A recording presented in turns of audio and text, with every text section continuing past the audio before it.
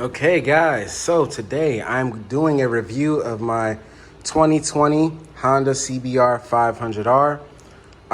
It's been about 2,500 miles. Those of you who's been following me, you know it was coming up, so I finally got to it. There it is right there, $24.99. But hey, what's 1 mile, right? But all right, so real quick, I'm just gonna go over just a brief, what I've learned in this last 2,500 miles.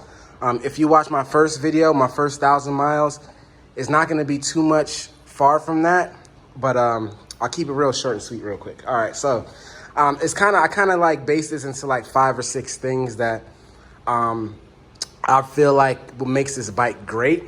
I don't really have much dislikes, but I will address that after I talk about this stuff real quick. So my number one thing is looks. This bike looks great to me. Even before I did everything, what I did to it, I put a stock pickup. That's how I got it. The first day I got it, that's the picture I took. So there's a couple of things you're gonna have to do to make this bike your own, but some people leave it stock and there's nothing wrong with that. So the first thing, aside from the looks, would be, aside from the looks, I'll say that's the first thing. The next thing would be the modability. I mean, when I first was looking into this bike and reviewing it, people were saying there's not much mods for it, but man, after owning it for about 8 months now, a little bit more, about 8 months, I got it in November.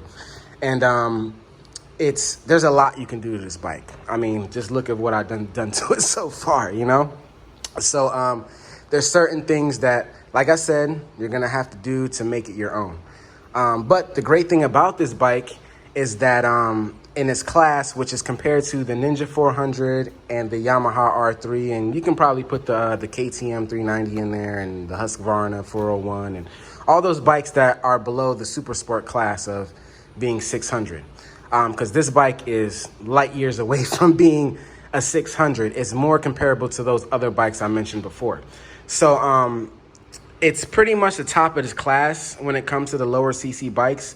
It is considered a beginner bike. I don't necessarily want to call it that because it's going to be a bike that I'm going to own for a long time because if you've been following me and watching me, I mean, this thing is very capable of the street and the highway. So I don't need anything more than that for a while. Do I want more? Sure. And will I get it? Sure. But I'm still going to keep this bike. This bike is going to be with me for a very, very long time. Okay, so aside from it being the top of its class, it also weighs the most at 420, give or take, with wet weight. The rear tire is a 160 60/17. The front is a 120 60/17. So it's bigger than the Ninja 400 and the Yamaha R3. That's another reason why I got it, and its weight, because when I'm on the highway, it doesn't blow me around at all. It's great. Other than that, I want to say the ergonomics of it, that's another thing that's great for me. I wanted a bike where I can go on long rides or longer rides, and the upright seating position is great. This bike is basically a sport touring bike, what they like to call it. Hence why it has 1 R and not a double R. So yeah, it's a sport touring bike and very, very comfortable to sit on. The seat height is about 30.9, so it's not that tall of a bike. It's not that tall. It's a great bike, like I said. So another thing, the gas tank, 4.5 gallons. I get an average about 60 miles per gallon. Sometimes it says 58, sometimes it says 72. It all depends on how I ride. Me personally, I ride I don't want to say rough, but I ride in a higher RPM. So I burn more gas than most people. So, but if I know I needed to go a little slower or burn less gas, I know how to ride in that fashion. So other than that, like I said, I'm going to keep saying I'm going to sum it up with saying it's a great bike after every point. So the gas mileage is good on that. Other than that, I mean, as far as what it does, it gets the job done 100%. It's a unique bike to me. There's not that much people that even know about the 500R. So that was kind of cool within its own sense. You know, it's not very known. So, you know, that's another thing. Maintenance. Maintenance is the next thing. Maintenance is very, very easy on this bike. I've cleaned the chain twice. I'm going to do another video of cleaning it next. I did the oil change twice, and I'm just kind of I just like changing I didn't really have to do it. The one time, yeah, which was the last time I needed to do that one, but the one prior to that, I really didn't have to do. I just wanted to do it to see how easy it was.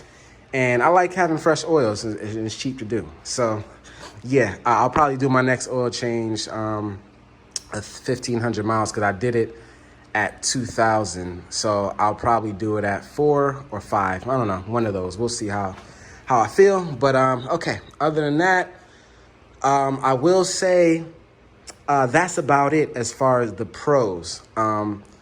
Great bike. Gas mileage is great. The look is great. I mean, it looks like a super sport bike, even though it's really not, you know? So that's another thing, you know?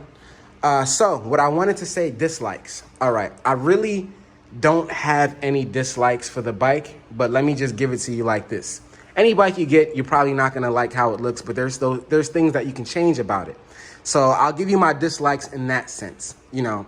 So the first thing I wanna say was, probably, if I'll start at the top, I didn't like the mirrors. I didn't like them, so I changed it. I put the mirror block off plates, and you know, that's that. I didn't like the windscreen, so I changed it. So I got another windscreen, and that's how it is. And you see I got the bar end mirrors because, you know, I still do want mirrors. I just didn't like how they looked up front. So that's another thing. I didn't like how the indicators looked, so I took the indicators off and made the front and put on, you know, I put those there and right there. So those are where my indicators are. Also, what else that I didn't like about it?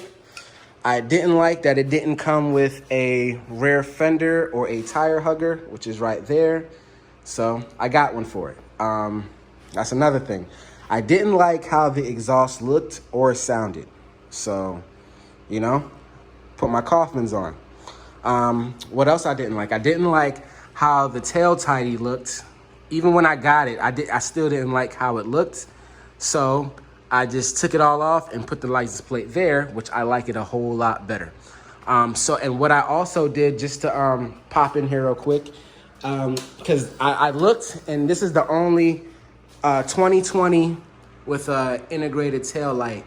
That video on YouTube, which I'll put a link in the description as well.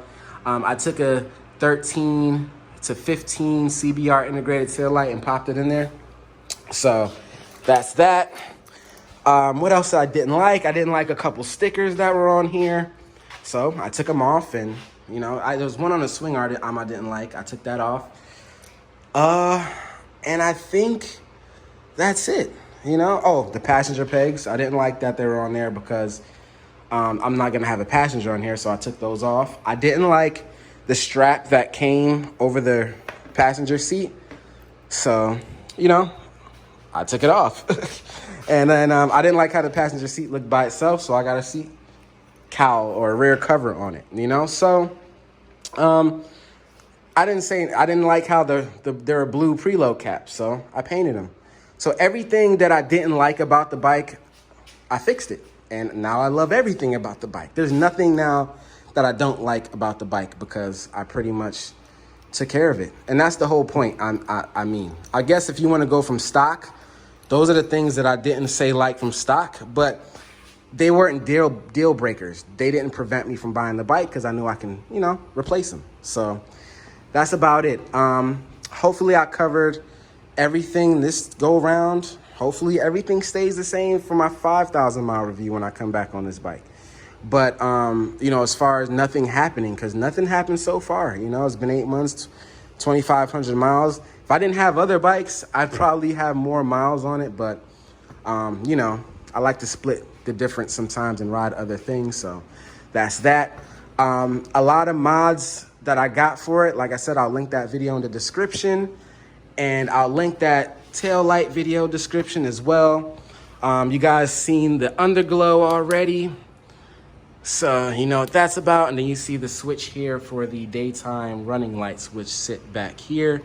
For those of you who haven't seen that, let me just show you real quick, because there's probably a lot of people who haven't caught my other videos, but there's the daytime running lights that are hooked up to this switch here. So, all right, guys, that's about it. Yeah, I think I covered everything that I wanted to cover. Like I said, this bike is a great bike. One thing I will say that I see with this bike that people always, I want to say complain about, but is the speed. They want it to be faster than what it is. So what I will say is if you're getting this bike and you want to go faster than 120, this is not the bike you want to get. If you want to get to 110, 100 fast, if you want to get to 100 fast, then this is a bike to get. You know, if you don't need to go faster than that, then, you know, I wouldn't say get a bigger bike. I would say get this bike, you know? So, all right, guys, appreciate it. Man, it's raining outside. Had some plans for today, but the rain kind of killed that. So I wanted to give you guys a good review. And yeah, appreciate you. Be back with another one. Peace.